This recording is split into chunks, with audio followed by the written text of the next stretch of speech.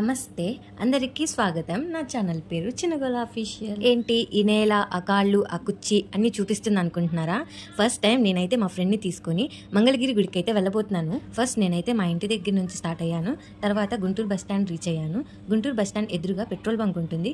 అక్కడ కానీ లేకపోతే కొంచెం ముందుకు వెళ్ళినా మంగళగిరికి సర్వీస్ ఆటోస్ ఉంటాయి. నేనైతే ఆటోలో స్టార్ట్ అయ్యాను. మంగళగిరికి వెళ్లే దారిలోనే మా ఫ్రెండ్ వాళ్ళ ఊరు, సో తను మధ్యలో నాతో జాయిన్ అయ్యింది. మేమిద్దరం అయితే మంగళగిరికి రీచ్ అయ్యాము. రీచ్ అయ్యాక కొండ మీద పానకాల నరసింహస్వామి దగ్గరికి వెళ్ళాలంటే కొండ మార్గానే వెళ్ళాలి. సో అక్కడ కొండ ఎంట్రెన్స్లోనే ఎదురు కొన్ని ఆటోస్ ఉంటాయి, సర్వీస్ ఆటోస్. ఛార్జ్ వచ్చి 50 రూపీస్ పడుతుంది పర్ హెడ్. మనం అక్కడ ఆటో మాట్లాడుకొని కొండ మీదకి వెళ్ళాలి.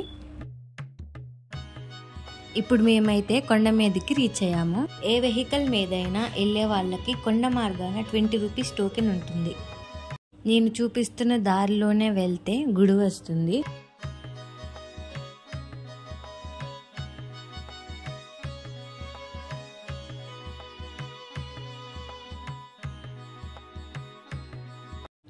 ఎంట్రన్స్లోనే మనకి కొబ్బరికాయలు, పూలు అన్నీ అమ్ముతారండి. వెళ్తూ ఉండగా కొన్ని షాప్స్ అయితే ఉంటాయండి.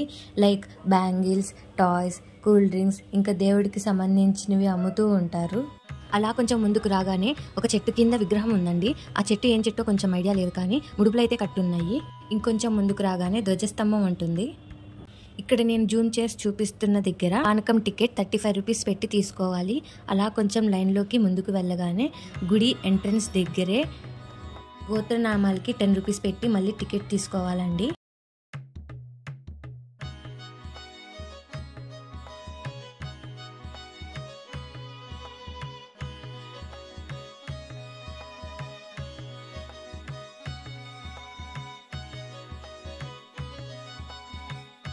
ఇది కొబ్బరికాయలు కొట్టే స్థలం.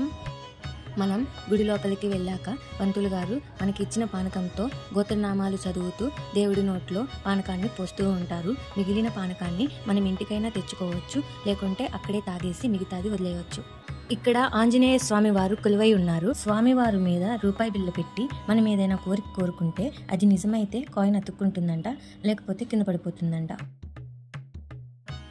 స్వామి గుడి పక్కనే కొన్ని మెట్లు ఉంటాయి. ఆ మెట్లు మార్గాన మనం వెళ్తే మనకు ఆంజనేయ స్వామి గుడి, అమ్మవారి గుడి, ఇంకా పద్మనాభ స్వామి వారి గుడి కూడా ఉంటాయి. అవన్నీ దర్శనం చేసుకోవచ్చు. అలా పానకాల నరసింహస్వామి వారి దర్శనం అయిపోయినాక మేమైతే కొండ కిందకి వెళ్ళిపోయామండి. కొండ పాదాల దగ్గర అంటే కింద లక్ష్మీ నరసింహస్వామి వారు కొలువై ఉన్నారు. లక్ష్మీ నరసింహస్వామి వారిని ఉగ్ర నరసింహస్వామి అని కూడా అంటారు. ఇక్కడైతే కొండపైన ఏమో పానక నరసింహస్వామి ఉన్నారు. ఆ స్వామిని గండల నరసింహస్వామి అని కూడా అంటారంటండి. గుడి ధ్వజస్తంభం దగ్గరే ఒక పంతులు గారు మనకి నామాలు అయితే పెడుతున్నారు.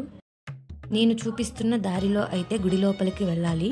ఫోన్ ఎలో లేదు కాబట్టి నేను లోపలైతే చూపించలేకపోతున్నాను.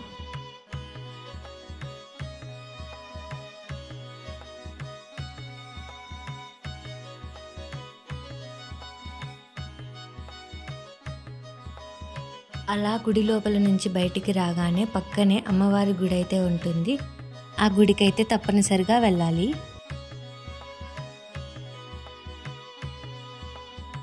లాస్ట్గా మేమైతే అక్కడ ఉన్న శివాలయంకి కూడా వెళ్ళి దర్శనం చేసుకొని వచ్చాము. శివాలయం దారిలోనే కొంచెం ముందుకు వెళితే పానకాల నరసింహస్వామి వారి గుడి చేరుకునేందుకు మెట్లు మార్గం అయితే ఉంది.